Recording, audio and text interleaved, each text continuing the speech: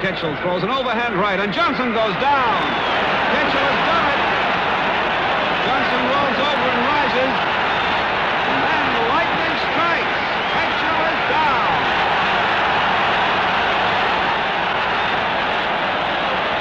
In slow motion, all of Kechel's weight is behind one looping right.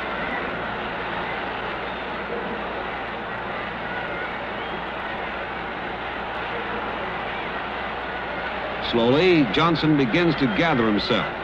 He seems dazed. Kechel's confidence soars.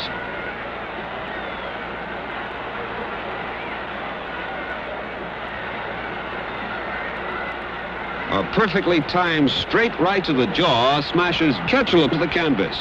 Džonson's momentum sends him hurtling over the falling Kečel.